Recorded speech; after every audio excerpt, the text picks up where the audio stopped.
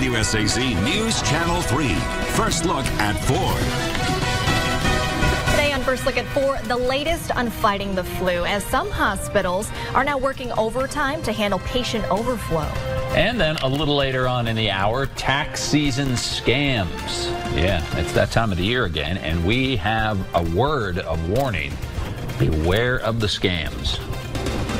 And we have a cold day following the snow that moved in yesterday, but things are going to warm up for one day. But right now you can see the snow in Summersville.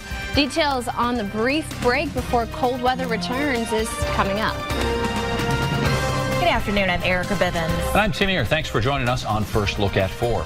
First this afternoon, a mother charged in a crash that killed 2 of her children has been given the maximum sentence. Sierra Burgess was sentenced today to 7 to 40 years in prison on 2 counts of DUI, resulting in death and a count of child neglect causing injury. She was behind the wheel on a crash on I-64 in Milton, which killed 2 of her children. 3-year-old Skylar Cooper and 1-year-old Sarah Cooper. Her other daughter, Madeline, did survive. News Channel 3's Andrew Colgrove joins us now with more on what Burgess had to say in court before that sentencing. Well, Tim, Sierra Burgess became emotional in court today as she talked about how regretful she is. She says she regretted waking up from a coma after the crash to find out 2 of her children had died. Burgess described herself as being a walking lesson learned, and she hopes her story is a wake-up call for others and prevents them from making the same mistake. She says the memory of what happened haunts her every day. About every single day and night that I dread. I sit in my maximum security lockdown cell and I look at my baby's pictures and I tell them I'm sorry. And I think of what could have been. Burgess says her goal when she gets out of prison is to provide a great home for her daughter who survived. She also wants to enroll back into veterinary school, guys. Wow. All right, Andrew, thanks so much. And obviously that's something she's going to have to live with the rest of her life. Can't even imagine. Yeah. And Burgess will also be placed on 50 years of supervised release when she gets out of jail. Yeah.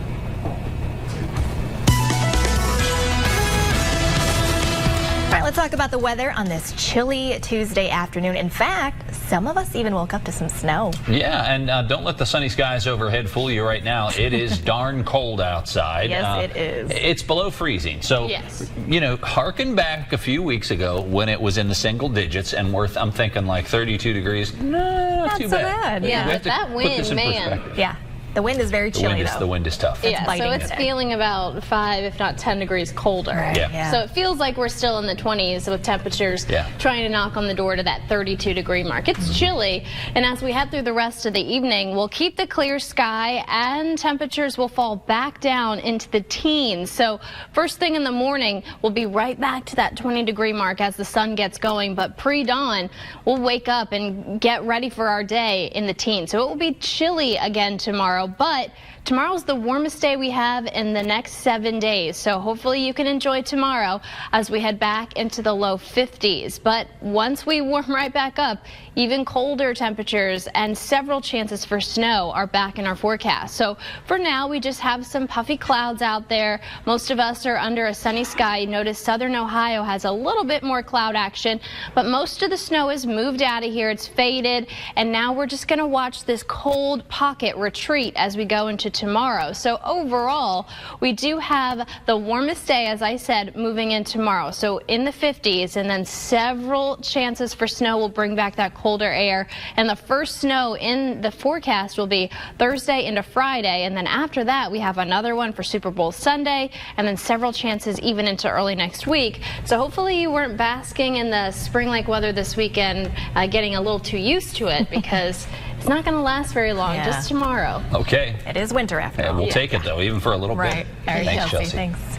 Now to a developing story we're following out of Charleston, where it's now been 4 days of violence, forcing investigators to work around the clock. The latest incident, a home shot several times with children inside. It happened just before 2:30 this morning in the 1400 block of 7th Avenue. Police believe 8 shots were fired. At the time, 5 men, 3 women, and 2 infants were inside asleep. Police say they don't have a description for who may be involved, but they do have boosted patrols in that area. Meanwhile, Charleston police say they are looking for a man named Percy Woody. He's wanted in connection with the stabbing of Antoine Clanton just after 1 this morning. It happened at an apartment at Renaissance Circle.